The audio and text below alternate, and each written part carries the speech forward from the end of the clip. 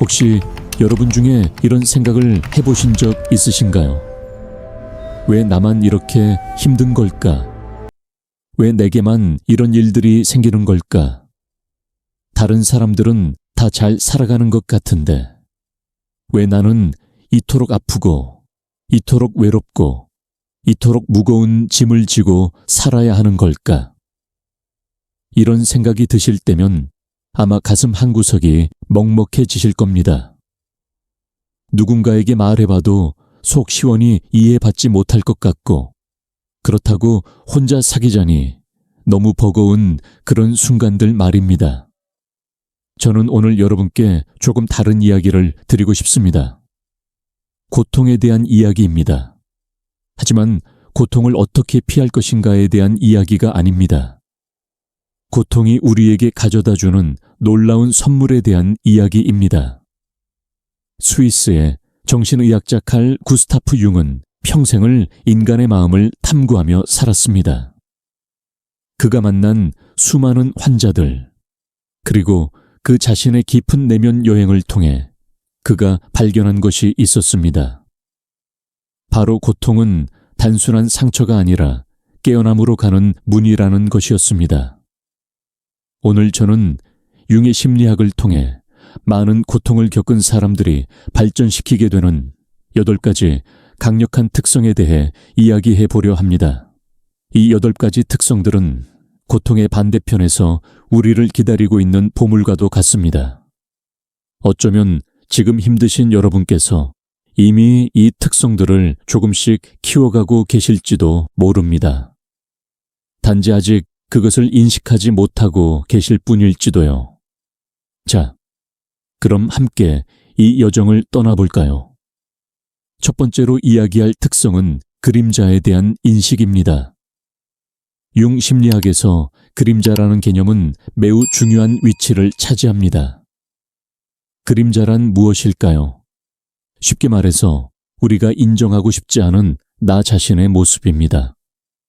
우리는 누구나 밝은 면과 어두운 면을 가지고 있습니다. 하지만 대부분의 사람들은 자신의 밝은 면만 보려 하고 어두운 면은 마치 없는 것처럼 외면하며 살아갑니다. 화를 내는 나, 질투하는 나, 이기적인 나, 나약한 나, 이런 모습들을 우리는 보고 싶어 하지 않습니다.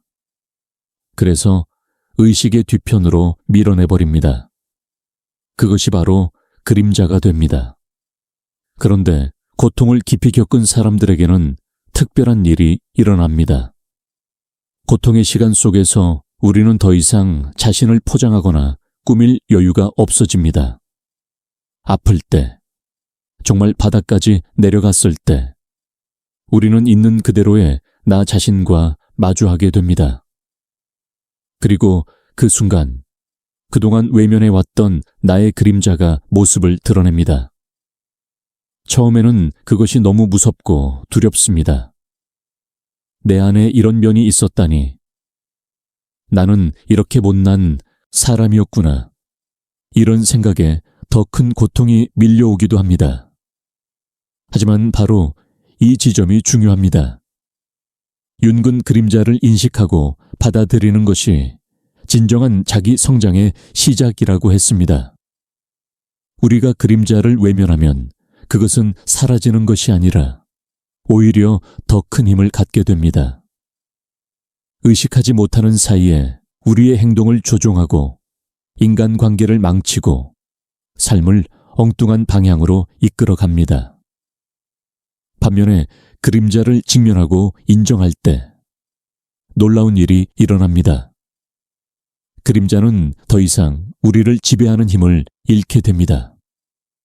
오히려 그림자 안에 숨어있던 에너지가 건강한 방식으로 표현될 수 있게 됩니다. 예를 들어볼까요? 어린 시절부터 착한 아이로 살아온 분이 계셨다고 합시다.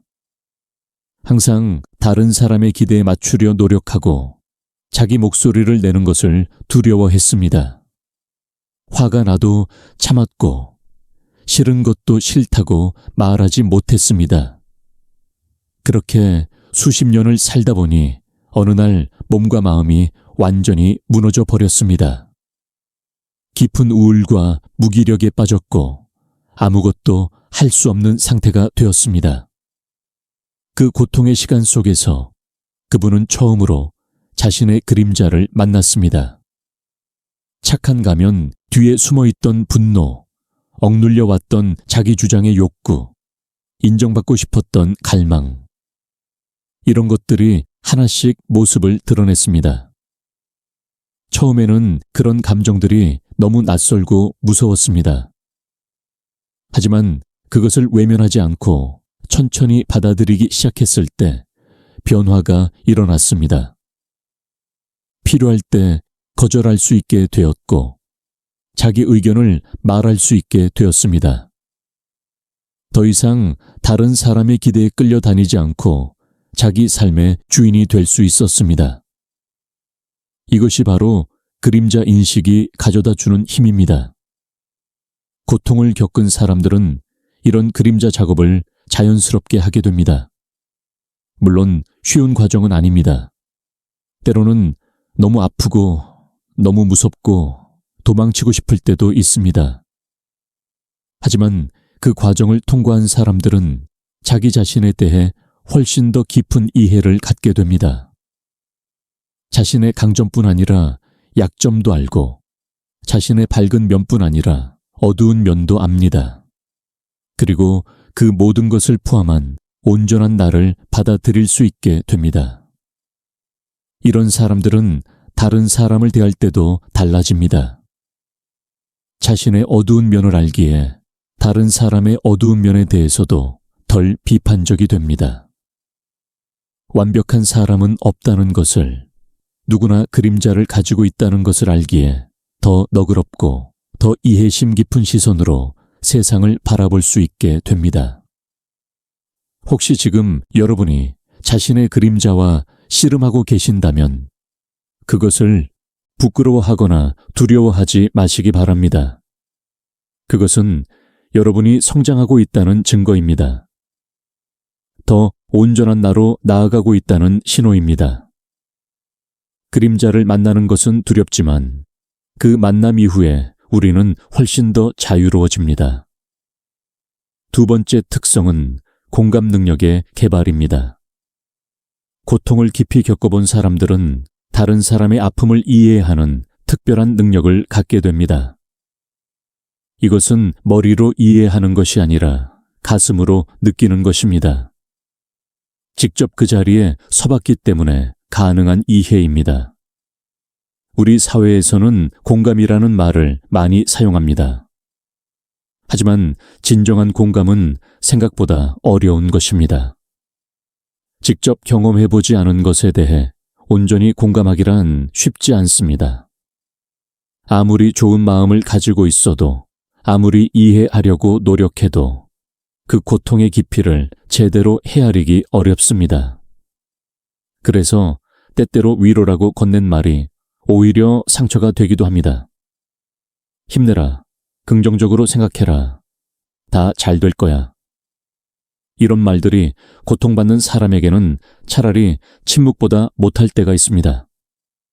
그 말을 하는 사람이 진정으로 그 아픔을 이해하지 못한다는 것이 느껴지기 때문입니다. 하지만 같은 종류의 고통을 겪어본 사람은 다릅니다. 말하지 않아도 알고 설명하지 않아도 이해합니다. 그 눈빛, 그 침묵, 그 곁에 있어줌 자체가 위로가 됩니다. 융은 인간의 집단 무의식에 대해 이야기했습니다. 우리 모두는 깊은 곳에서 서로 연결되어 있다고 했습니다.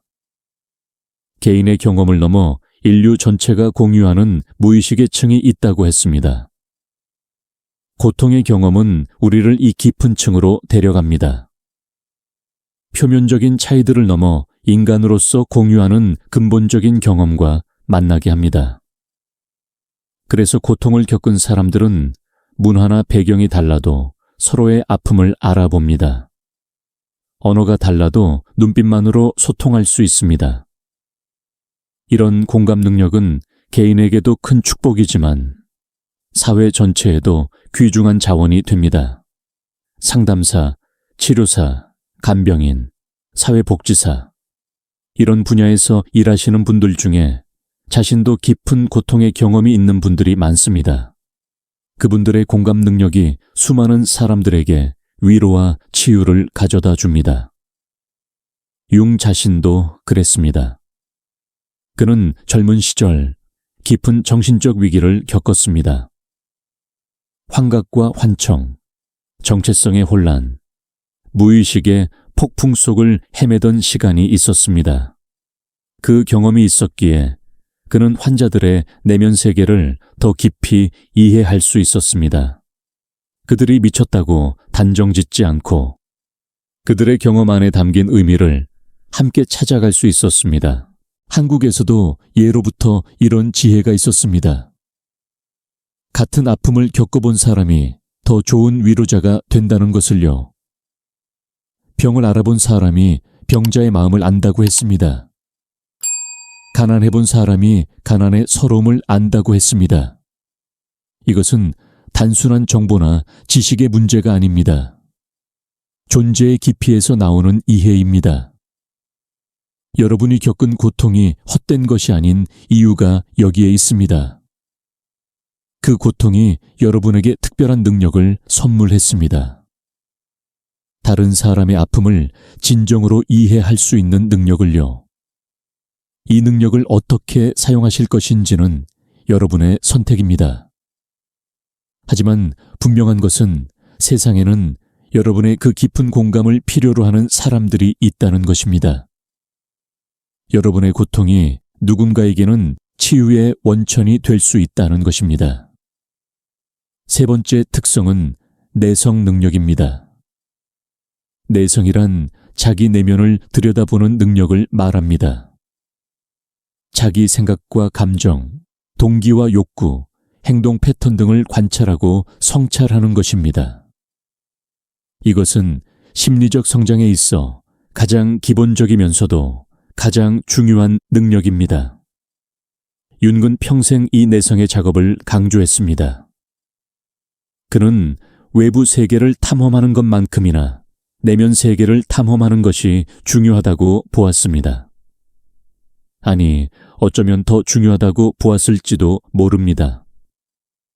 왜냐하면 우리가 바깥 세계를 어떻게 경험하는가는 결국 우리의 내면 상태에 달려있기 때문입니다. 같은 상황을 경험해도 사람마다 다르게 받아들입니다. 누군가에게는 위기인 것이 다른 누군가에게는 기회가 됩니다. 누군가에게는 고통인 것이 다른 누군가에게는 성장의 계기가 됩니다. 이 차이는 어디서 오는 것일까요?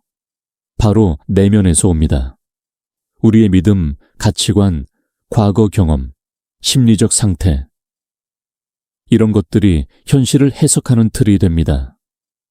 그래서 자기 내면을 잘 아는 사람은 삶을 더 지혜롭게 살아갈 수 있습니다. 자신이 왜 특정 상황에서 특정 반응을 하는지 이해하면 그 반응을 바꿀 수 있습니다. 자신의 패턴을 알면 그 패턴에서 벗어날 수 있습니다. 자기 상처를 알면 그 상처가 현재 관계에 미치는 영향을 조절할 수 있습니다. 고통은 이 내성 능력을 강화시킵니다. 왜 그럴까요? 고통의 시간에는 모든 것이 멈추기 때문입니다. 평소에 우리는 너무 바쁩니다. 해야 할 일들, 만나야 할 사람들, 신경 써야 할 것들로 가득 찬 일상을 살아갑니다. 자기 내면을 들여다볼 시간도 여유도 없습니다. 그런데 깊은 고통이 찾아오면 그 모든 것이 멈춥니다. 더 이상 예전처럼 바쁘게 살 수가 없습니다. 아무것도 할 수 없는 시간, 그저 자기 자신과 함께 있어야 하는 시간이 주어집니다. 처음에는 그 시간이 너무 견디기 어렵습니다. 멈춰 있다는 것 자체가 고통입니다. 하지만 그 시간 속에서 우리는 자연스럽게 내면을 향하게 됩니다. 왜 이런 일이 생겼을까? 나는 지금 무엇을 느끼고 있을까? 나는 어떤 사람이었고 어떤 사람이 되고 싶을까? 이런 질문들이 떠오릅니다.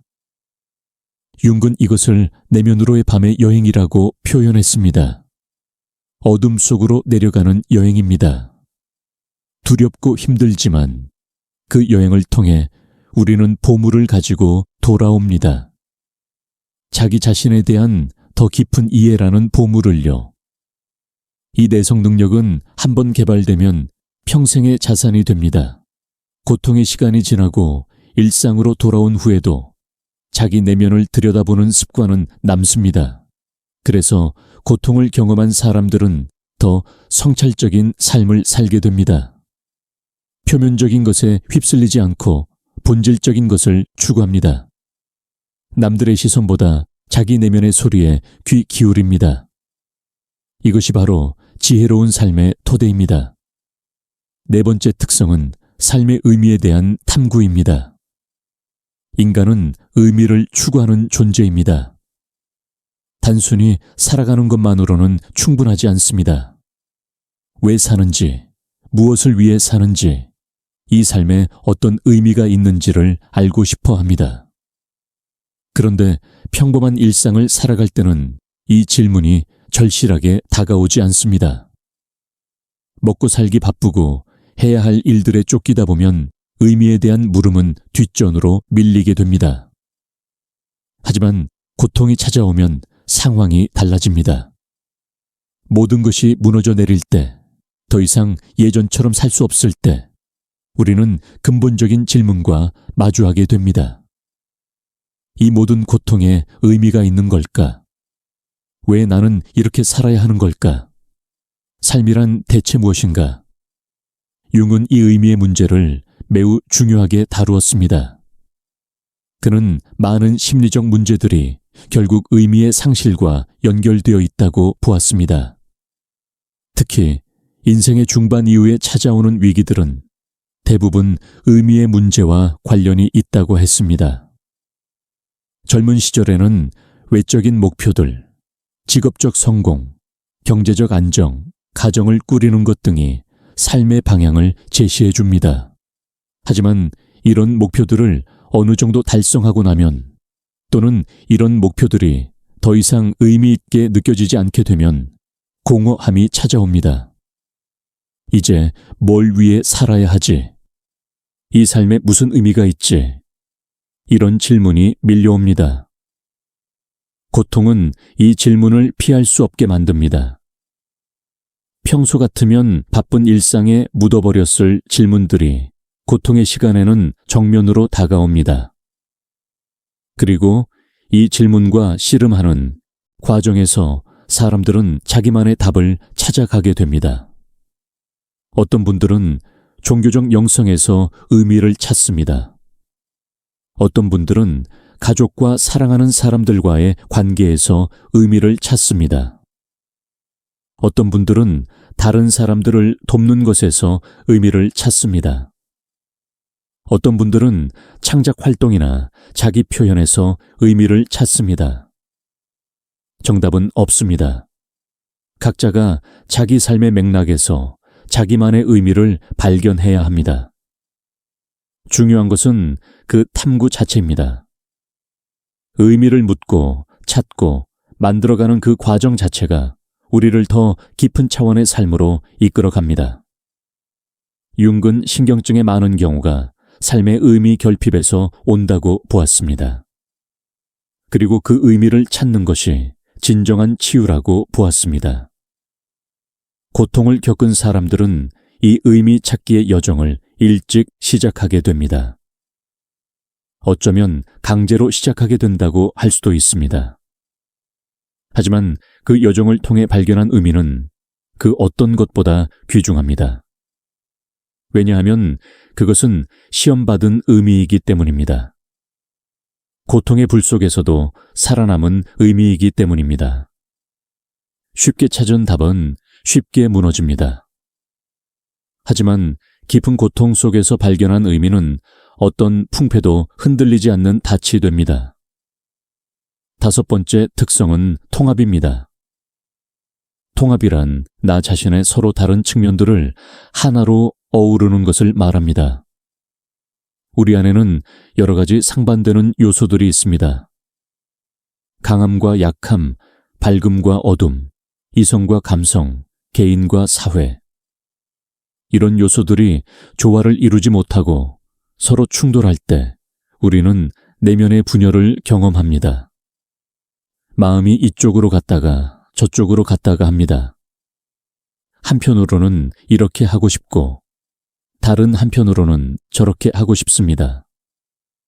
내 안에 여러 목소리들이 서로 싸우고 있습니다. 윤근 이것을 콤플렉스라고 불렀습니다. 우리 안에는 여러 개의 콤플렉스들이 있어서 각자 자기 목소리를 내고 있다고 했습니다. 건강한 사람은 이 콤플렉스들이 어느 정도 조화를 이루고 있습니다. 하나의 자아가 중심을 잡고 여러 측면들을 통합하고 있습니다. 하지만 때로는 이 균형이 무너집니다. 특정 콤플렉스가 너무 강해지거나 서로 다른 측면들 사이의 갈등이 심해지면 심리적 문제가 발생합니다. 윤근 이 문제의 해결이 억압이나 제거가 아니라 통합에 있다고 보았습니다. 한쪽을 없애려 하지 말고 모든 측면을 인정하고 더 높은 차원에서 하나로 통합하는 것입니다. 고통은 이 통합의 작업을 촉진합니다. 어떻게 그럴까요? 고통의 시간에는 우리의 평소 정체성이 흔들리기 때문입니다. 평소에 내가 이런 사람이야라고 생각했던 것, 나는 강한 사람이야, 나는 성공한 사람이야, 나는 이런저런 역할을 하는 사람이야. 이런 정체성들이 고통 앞에서 무너집니다. 더 이상 예전의 나로 살 수 없게 됩니다. 그때 우리는 질문하게 됩니다. 그렇다면 진짜 나는 누구인가? 직위나 역할, 성취나 소유를 다 벗어났을 때 남는 나는 누구인가? 이 질문은 매우 힘들지만 동시에 매우 귀중한 질문입니다. 이 질문을 통해 우리는 표면적인 정체성 아래에 있는 더 깊은 자기를 만나게 됩니다. 융은 이 더 깊은 자기를 셀프라고 불렀습니다. 에고, 즉 우리의 일상적 자아와는 구별되는 더 크고 더 깊은 존재입니다. 셀프는 우리의 모든 측면을 포함하는 전체성입니다. 밝은 면과 어두운 면, 의식과 무의식, 과거와 미래를 모두 아우르는 존재입니다.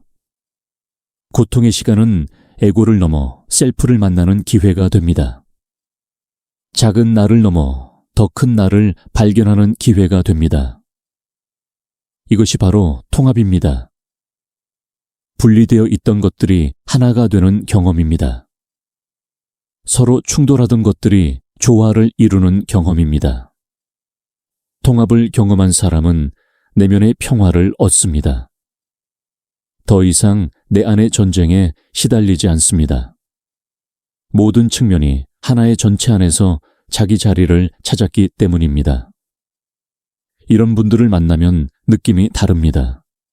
어딘가 편안하고 안정된 느낌이 있습니다. 자기 자신과 화해한 사람에게서 나오는 특별한 분위기가 있습니다. 그것은 고통의 반대편에서 얻은 선물입니다. 분열과 갈등을 넘어 통합과 조화에 이른 것입니다. 6번째 특성은 내면의 지혜입니다.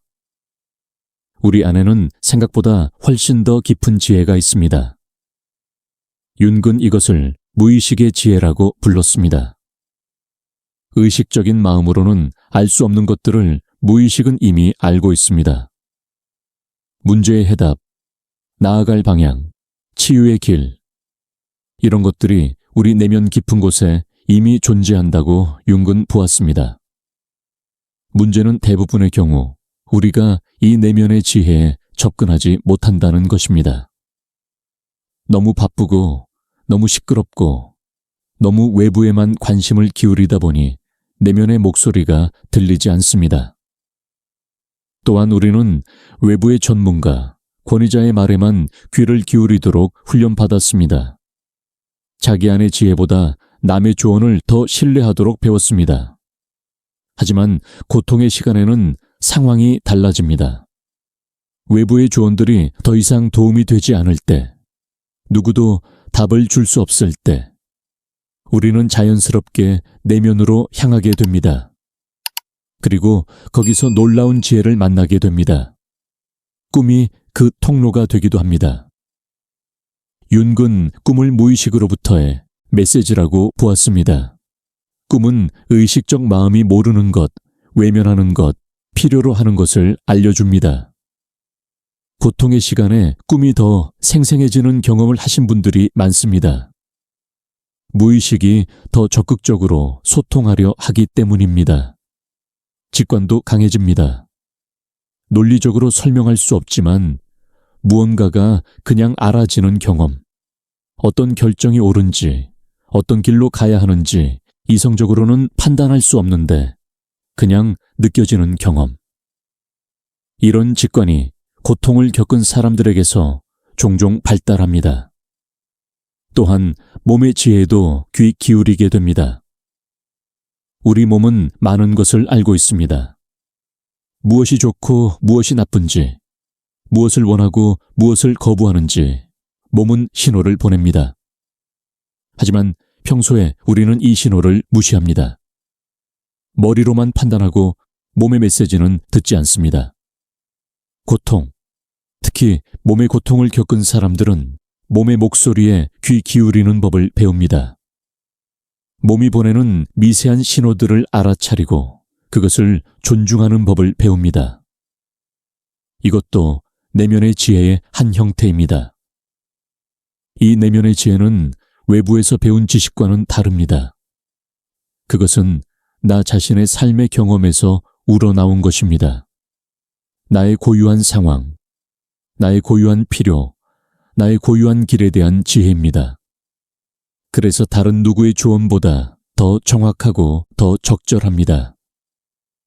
고통을 통해 이 내면의 지혜에 연결된 사람들은 삶에서 더 나은 결정을 내리게 됩니다. 남들이 뭐라 하든, 세상이 어떻게 돌아가든 자기 내면의 나침반을 따라 갈 수 있습니다. 이것이 바로 진정한 자유입니다. 7번째 특성은 정서적 회복력입니다. 회복력이란 어려움을 겪은 후 다시 일어서는 능력을 말합니다. 고무공처럼 눌려도 다시 원래 모양으로 돌아오는 것, 또는 대나무처럼 휘어져도 부러지지 않고 다시 일어서는 것. 이것이 회복력입니다. 이 회복력은 어디서 오는 것일까요? 타고나는 것일까요? 아니면 길러지는 것일까요? 물론 타고난 기질도 어느 정도 영향을 미칩니다. 하지만 회복력의 상당 부분은 경험을 통해 개발됩니다. 그리고 그 경험 중 가장 강력한 것이 바로 고통의 경험입니다. 처음 큰 고통을 겪을 때는 이것을 견딜 수 있을까 싶습니다. 이대로 무너져 버릴 것 같습니다. 다시는 일어설 수 없을 것 같습니다. 하지만 어떻게든 그 시간을 통과합니다. 하루하루 버텨내고 조금씩 나아지고 어느 날 문득 다시 웃고 있는 자신을 발견합니다. 이 경험은 귀중합니다. 나는 견딜 수 있다는 것을 알게 되기 때문입니다. 바닥까지 내려가도 다시 올라올 수 있다는 것을 몸으로 알게 되기 때문입니다. 그래서 그 다음에 어려움이 찾아왔을 때 예전보다 덜 두렵습니다. 전에도 이겨냈으니까 이번에도 이겨낼 수 있다는 것을 알기 때문입니다. 이것이 바로 회복력입니다. 경험을 통해 쌓인 내면의 힘입니다. 융은 인간의 정신에 자기 치유의 능력이 있다고 보았습니다. 적절한 조건만 주어지면 마음은 스스로를 치유하려 한다고 했습니다. 고통의 경험은 이 자기 치유의 능력을 활성화시킵니다. 처음에는 너무 아프고 힘들지만 그 과정에서 우리 안의 치유 메커니즘이 작동하기 시작합니다. 그리고 그 메커니즘은 한번 작동하면 기억됩니다. 다음에 비슷한 상황이 왔을 때 더 빨리, 더 효과적으로 작동합니다. 정서적으로 회복력이 강한 사람들을 보면 공통점이 있습니다. 그들은 인생의 부침을 자연스럽게 받아들입니다.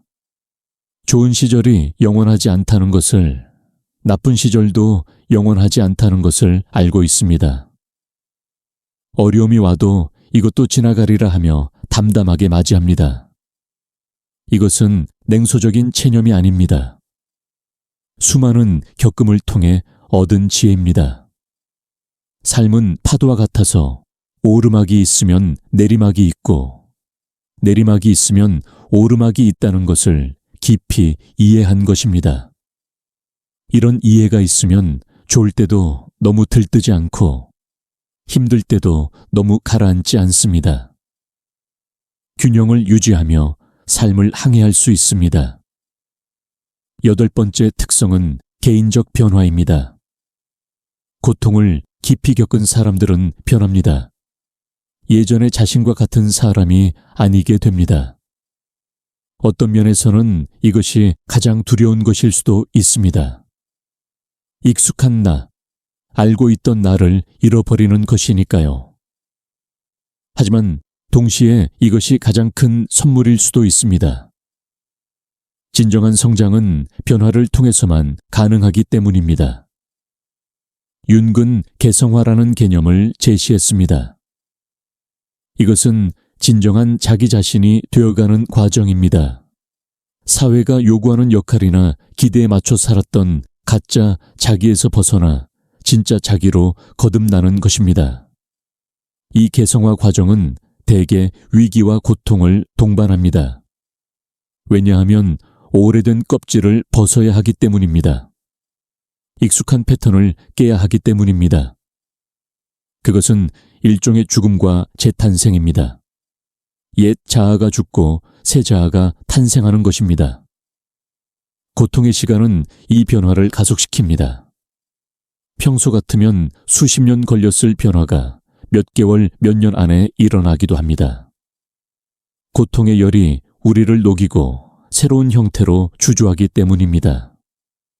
이 변화는 여러 차원에서 일어납니다.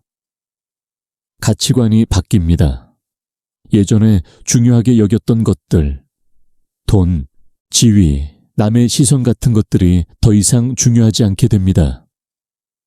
대신 진짜 중요한 것들, 사랑, 관계, 건강, 의미 같은 것들이 우선순위에 올라옵니다. 관계가 바뀝니다. 피상적인 관계들은 정리되고 진정한 관계들은 더 깊어집니다. 누가 진짜 내 편인지, 누가 진정으로 나를 아끼는지 고통의 시간에 분명해집니다. 그래서 고통을 겪은 후에는 주변에 남는 사람이 적어질 수도 있지만 남은 관계의 질은 훨씬 높아집니다. 삶의 방식도 바뀝니다. 더 단순하게 살게 되는 분들이 많습니다. 불필요한 것들을 덜어내고 본질적인 것에 집중합니다. 시간의 소중함을 알기에 낭비하지 않습니다. 에너지가 유한하다는 것을 알기에 중요한 곳에 집중합니다. 이런 변화는 처음에는 손실처럼 느껴질 수 있습니다. 예전의 나, 예전의 삶, 예전의 관계들을 잃어버렸다는 상실감이 있을 수 있습니다. 하지만 시간이 지나면서 이것이 손실이 아니라 성장이었음을 알게 됩니다. 벗어버린 것은 더 이상 필요 없는 것들이었고 남은 것은 진짜 소중한 것들이었음을 깨닫게 됩니다. 이 8가지 특성은 서로 연결되어 있습니다. 그림자를 인식하면 공감 능력이 커지고 내성이 깊어지면 삶의 의미를 찾기 쉬워집니다. 통합이 이루어지면 내면의 지혜에 접근하기 쉬워지고 회복력이 쌓이면 변화를 받아들이기 쉬워집니다. 이것들은 고통을 통해 함께 성장합니다. 그리고 이 특성들을 갖추게 되면 우리의 삶은 질적으로 달라집니다. 융은 말년에 가서 점점 더 인생의 후반부에 대해 많이 이야기했습니다. 그는 인생 전반부와 후반부의 과제가 다르다고 보았습니다. 전반부에는 외적인 것들, 직업, 가정, 사회적 위치를 확립하는 것이 과제입니다. 하지만 후반부에는 내적인 것들, 의미, 통합, 영적 성장이 과제가 됩니다. 문제는 많은 사람들이 전반부의 방식으로 후반부를 살려고 한다는 것입니다. 계속 더 많이 가지려 하고, 더 높이 올라가려 하고, 더 바깥으로 확장하려 합니다. 하지만 그것은 더 이상 맞지 않는 옷입니다. 후반부에는 다른 접근이 필요합니다. 고통은 종종 이 전환을 촉발합니다. 더 이상 예전 방식으로 살 수 없게 만듭니다. 강제로 멈추게 하고, 안으로 돌아보게 하고, 새로운 방향을 찾게 합니다. 그래서 고통은 저주이면서 동시에 축복입니다. 아프지만 성장의 기회입니다. 힘들지만 깨어남의 문입니다. 물론 모든 고통이 자동으로 성장으로 이어지는 것은 아닙니다. 고통 속에서 그냥 무너져 버리는 경우도 있습니다. 더 나빠지는 경우도 있습니다. 고통을 어떻게 맞이하느냐, 고통과 어떻게 관계하느냐가 중요합니다.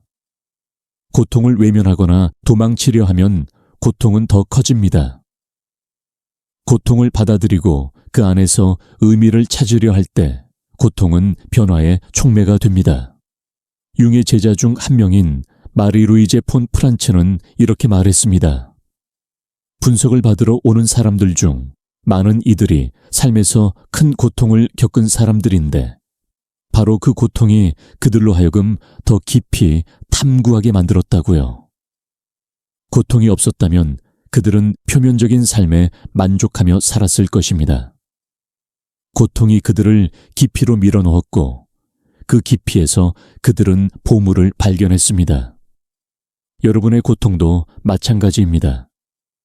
그것은 여러분을 깊이로 초대하고 있습니다. 표면을 넘어 본질로, 껍질을 넘어 핵심으로, 가짜를 넘어 진짜로 나아가라고 초대하고 있습니다. 이 초대를 받아들일지 말지는 여러분의 선택입니다. 하지만 받아들인다면 그 여정의 끝에서 여러분은 전혀 다른 사람이 되어 있을 것입니다. 더 깊고, 더 넓고, 더 지혜롭고, 더 자유로운 사람이 되어 있을 것입니다. 오늘 이야기한 8가지 특성을 다시 떠올려 봅시다. 그림자에 대한 인식, 공감 능력, 내성 능력, 삶의 의미에 대한 탐구, 통합, 내면의 지혜, 정서적 회복력, 개인적 변화. 이것들은 고통의 선물입니다. 아무도 원해서 고통을 겪지는 않습니다. 하지만 고통이 찾아왔을 때 그것을 단지 재앙으로만 볼 것인지 아니면 성장의 기회로 볼 것인지는 우리가 선택할 수 있습니다. 지금 여러분이 어떤 고통 속에 계시든 그 고통이 언젠가 여러분의 가장 큰 힘이 될 수 있다는 것을 기억해 주세요. 상처받은 곳에서 새살이 더 단단하게 돋아나듯이 부러진 뼈가 다시 붙으면서 더 튼튼해지듯이 여러분의 아픔 위에 새로운 힘이 자라나고 있습니다. 지금은 보이지 않을 수도 있습니다. 지금은 그냥 아프기만 할 수도 있습니다. 하지만 믿어주세요. 이 시간이 지나면 여러분은 달라져 있을 것입니다. 더 강해져 있을 것입니다. 더 깊어져 있을 것입니다. 더 진짜가 되어 있을 것입니다. 융기 말했던 것처럼 빛을 향해 가는 길은 어둠을 통과해야 합니다. 여러분이 지금 그 어둠 속에 계신다면 그것은 여러분이 빛을 향해 가고 있다는 뜻입니다. 포기하지 마세요. 계속 걸어가세요. 어둠의 끝에는 반드시 빛이 있습니다. 그리고 그 빛에 도달했을 때 여러분은 어둠이 없었더라면 결코 알지 못했을 것들을 알게 될 것입니다. 어둠이 없었더라면 결코 될 수 없었을 사람이 되어 있을 것입니다. 오늘 함께해 주셔서 감사합니다. 여러분의 여정에 지혜와 용기가 함께하기를 바랍니다. 그리고 여러분이 겪고 있는 모든 고통이 언젠가 꽃으로 피어나기를 진심으로 바랍니다.